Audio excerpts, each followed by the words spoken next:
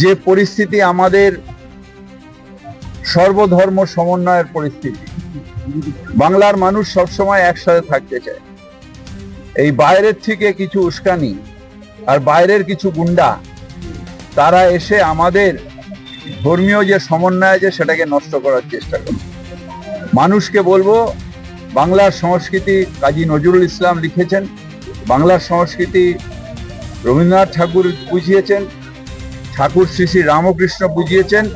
সেই বাংলার সংস্কৃতি নিয়ে আমাদের থাকতে হবে। ধর্মীয় উন্মাদনা, ধর্মীয় উস্কানি, এটা বাংলায় কোনো স্থান নেই। 30 জন গ্রেফতার হয়েছে এবং যেটা বলা হচ্ছে যে আইনের পথে চলবে।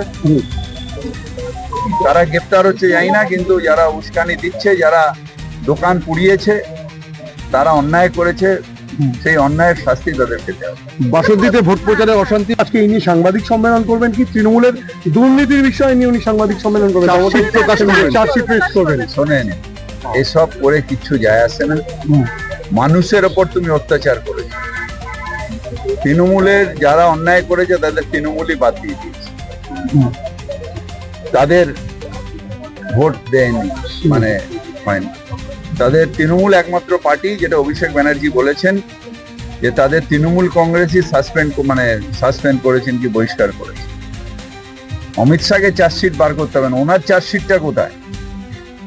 ওনার চার্জশিট যখন উনি এনকাউন্টারের নামে খুন করেছিলেন, যেটার জন্য উনি জেলে ছিলেন, কি হলো যে হঠাৎ সিবিআই তাকে ক্লিন চিট দিয়ে দিল 2014 সালে যেই ক্ষমতা এলো। অর্থাৎ সেন্ট্রাল গভর্নমেন্টের তোতা পাখি সিবিআই, যে তাকে ক্লিন চিট দিয়ে দিল। সেইটা আগে নিজের চার্জশিট বার করতে হবে অমিত শাহকে, তারপর তৃণমূলের চার্জশিট। জঙ্গিপুরে গতকাল রামনবমী জানা যাচ্ছে, ট্রাইব্যুনাল কমিশন বলতে গঠন হয়েছে। কোথায় গঠন হয়েছে? কবে মানুষ আবেদন জানাবে? এখন আমরা ট্রাইব্যুনালের জায়গা এখনো নির্ধারণ হয়নি, তাহলে আবেদন করবে কোথায় যাদের নাম বাদ যাচ্ছে? আমি এখনো জানি না কি হবে। এখনো একটা অনিশ্চয়তার মধ্যে রেখে দিয়ে ভোট ঘোষণা হয়েছে।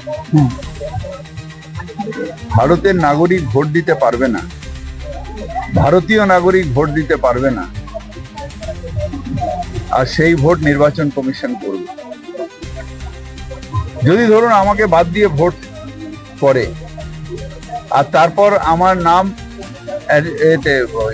কি বললো তুমি জানো, ট্রাইব্যুনালে প্রুভ হলো, তার মানে আমার ভোট অধিকার যেটা আমি পাবো সেটা খর্ব করা হলো। তার মানে আমি ভারতের নাগরিক, আমার ভোট অধিকার খর্ব হচ্ছে। এই ব্যাপারে কেন আদালত চুপ করে থাকে? অন্তত আমাদের যে চিফ জাস্টিস অফ ক্যালকাটা, তাকেও ইন্টারভেন করতে হবে যে এটা অন্যায় হচ্ছে, পাপ হচ্ছে। আমার কাছে আধার কার্ড আছে, আমি 2002-এও ভোট দিয়েছি, আমার ম্যাপিং এর মধ্যে আছি, তারপরে আমাকে লজিক্যাল ডিসক্রিমিনেশন নামে আমাকে কাটা হচ্ছে। এটা অন্যায়, এটা পাপ, যে কাজটা বিজেপি নির্বাচন কমিশনের মাধ্যমে দিয়ে করছে। আজকে অমিত শাহ আসছেন এবং অমিত শাহ ভার্স হচ্ছে। আমিও এখন এই 7-8 দিন ধরে ডোর টু ডোর করছি। প্রচুর মানুষ অনিশ্চয়তার মধ্যে আছে। তারা জানে না অ্যাডজুডিকেশন মানে কি, অ্যাডজুডিকেশনে কোনটে ডিলিটেড হচ্ছে, মানে কোনটে অ্যালাউ হচ্ছে, কোনটে ডিসঅ্যালাউ হচ্ছে। এটা ম্যাক্সিমাম লোক বুঝতেই পারছে না। যে লিস্টটা পরশুদিন বেরিয়েছে সেটা একটা ফার্স্ট লিস্ট, মাথা নেই মুন্ডু নেই, একটা ছাপিয়ে দিয়েছে। আর আজকে এটা বেরিয়েছে সেটাও ফার্স্ট লিস্ট। আমি সকাল দিয়ে দেখছি একটা পার্টে 3টে 4টে 5টা নাম এসছে। সেগুলো কি? সেগুলো কি অ্যালাউড না ডিসঅ্যালাউড? এটা কোনো স্পেসিফিক নেই। তো মানুষকে একটা অদ্ভুতভাবে টেনশনে রাখা হচ্ছে, মানুষকে একটা বলা হচ্ছে, এবং আতঙ্কের মধ্যে মানুষ আছে। এই ভোটটা আমি জানি না বিজেপি কেন মানুষের বিরুদ্ধে লড়াই করছে। তৃণমূলের বিরুদ্ধে লড়াই করলে বোঝা যায়, এ তো মানুষের বিরুদ্ধে লড়াই, ওয়ার এগেনস্ট পিপল।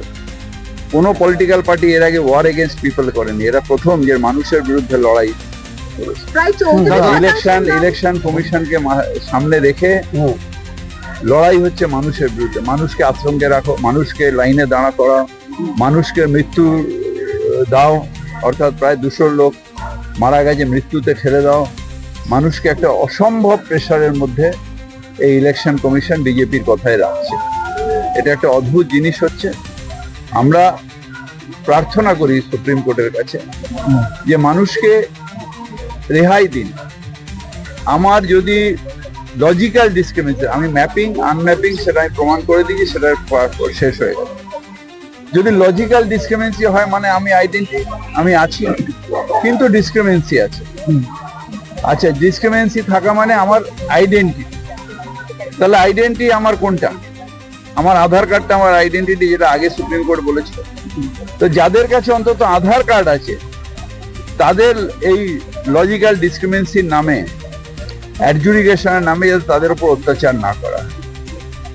নিশ্চিতভাবে লয়াররা বলবেন, কিন্তু এটা মানতে হবে যে সুপ্রিম কোর্টকে এগিয়ে আসতে হবে। তার কারণ ওনারা যেটা আগের দিন শুনলাম বলেছেন যে কোনো স্টেটে গন্ডগোল হয়নি, এখানে কেন গন্ডগোল হচ্ছে পশ্চিম। তার কারণ কোন স্টেটে লজিক্যাল ডিসক্রিমিনেন্সি নেয়নি, লজিক্যাল ডিসক্রিমিনেন্সির নামে এত স্টেটের মানুষের উপর অত্যাচার হয়নি। লেফট ভোটার, ডেড ভোটার, যে ভোটার আনফাউন্ড ভোটার, তাদের সরিয়ে দিয়েছে, আমারও কোনো আপত্তি নেই।